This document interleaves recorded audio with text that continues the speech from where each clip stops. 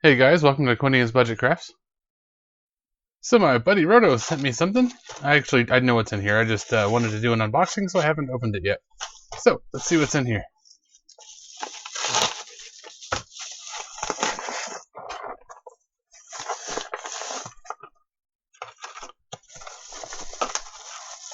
Got some minis and some bases. All right. So he got himself a resin printer, which I am very jealous of, and used it to make some minis and a resin version of my bottle mold, which is really nice. With some minis tangled up here. Here we go. Got a dwarf dude, a zombie. Got a couple of these little dragon guys. Let's see. Oh, 3 of them. There we go. 4 of them. And another zombie looking the other direction. That'll work. Cool. And some bases to put them on. Thinking something might have broken off this base. That's okay. Same here. Probably the zombies. That's alright. We'll just glue them back on. So, the reason he sent me these is because he wanted me to do a painting challenge, I guess you call it. So I consider myself to be a terrible painter, but we're going to give this a go. Looks like he went ahead and primed these, at least for the most part. Like I said, I'm a terrible painter, so I don't know if this is how you prime or not. I probably would have sprayed the primer a lot thicker, but he's a lot better at this than I am, so I'm going to just go with this. So if you're wondering what's up with the bottle mold here, well, you clamp the 2 halves together, and then you squirt hot glue inside there, and it makes these things. You just paint them up, and they look like, unbelievable little bottles. The mold is available for free over on Thingiverse if you want to pick this thing up. Works pretty good, but these pegs don't quite fit in the hole exactly perfect. I'm not sure what I did there. I'll upload a new version that has little spikes instead of actual pegs. So, which one of these things should I paint? The little ghoul-looking dudes, the little dragon guys, or the dwarf? I'm asking you as if you can answer me right now. Well, since I'm not very good at painting, I don't even know what these guys are actually supposed to look like normally. I'm going to skip the tiny things for right now. Ghouls are cool and all, but I really want to paint this dwarf, so that's what we're going to go with. So with this little dwarf guy, I don't have a resin printer. I'm just noticing the detail on this is incredible. Like, you can see this dagger. That would never come out on FDM. At least not on mine. He does have this strange uneven bottom going on. I guess that's leftover resin or something. If this is anything like epoxy resin, you definitely don't want to breathe the dust. But I'm going to go ahead and sand this down so it sits nice and flat.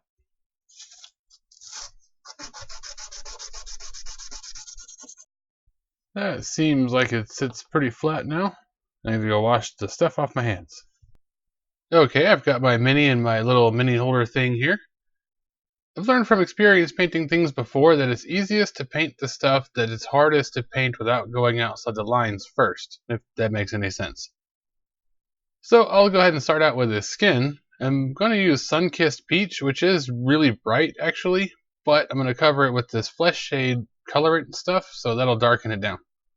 I don't really know the meaning of a light touch, so I just put the paint on there and just start spreading it around. As long as I can still see the gray underneath it, I don't think I've gotten it too thick. Anywhere it is too thick, I'll just swipe it some more to get the paint out of any recesses or anything like that. So for the hair, I'm going to use some ripe tomato. Did you ever play The Lost Vikings? That's pretty much what I'm going for here. What's kind of funny is with most natural redheads, if you actually take their hair and put it under one of the paint color identifier things or whatever, it shows up as orange, not red. If you're a redhead, next time you're in Home Depot or Walmart or whatever, try that. Have them color match your hair. Just go ahead and paint up the beard and stuff. I ended up putting the red on his ear a little bit there because I couldn't tell what I was looking at. So, just go through with a really small brush and touch up anything you did like that. I actually ended up doing quite a few touch-ups here and there. For the portion of his glove that looks like it's probably fabric and not metal, I'm going to use nutmeg brown, and I'll use that same brown on some other parts that I don't think are supposed to be metal, like right around his butt over here looks like pants, so that's going to be brown.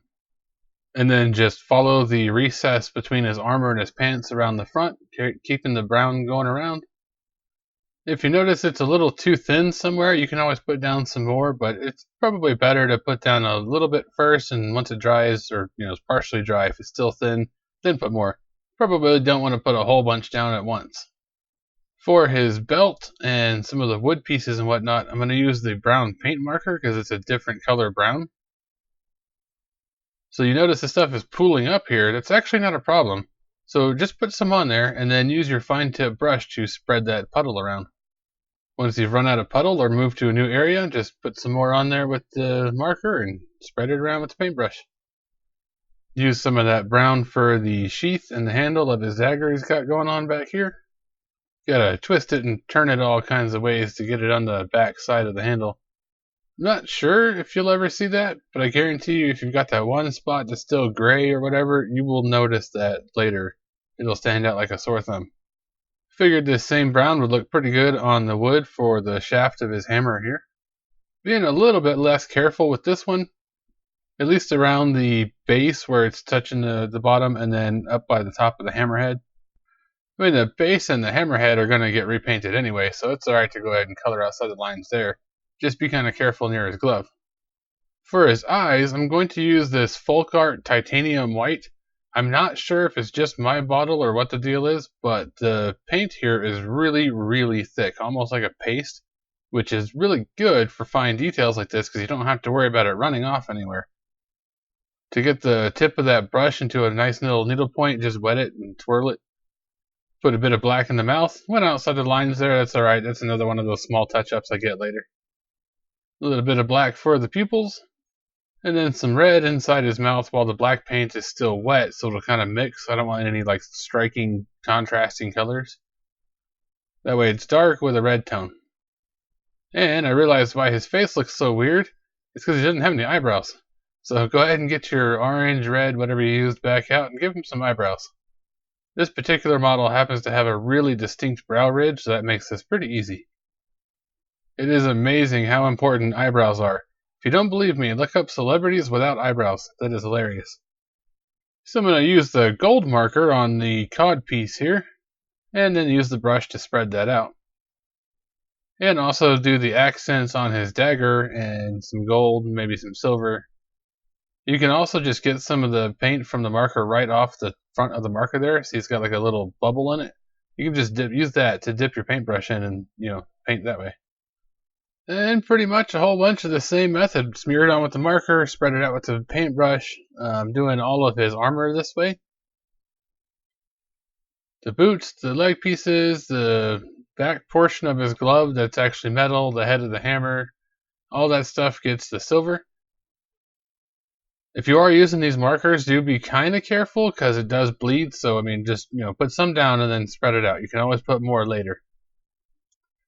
Once you've gotten all your base colors done, everything's looking pretty decent.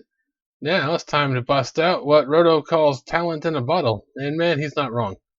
This is the Citadel Flesh Shade. Just paint it right on his flesh, and man, look at the difference. The second you put it on, you can tell the difference. For his hair, I'm using the Agrax Earth Shade. I know it's a brown, but it kind of makes sense to me. The stereotypical version of a fantasy dwarf is a mountain-dwelling dirty guy, so yeah, of course he's going to have dirt in his beard and hair.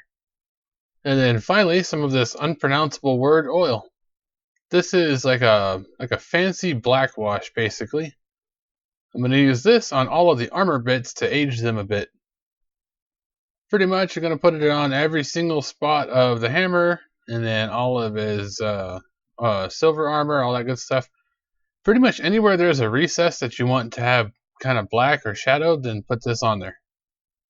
Ended up putting some on his hands too, just to make the spaces between his fingers show up. This stuff is pretty amazing.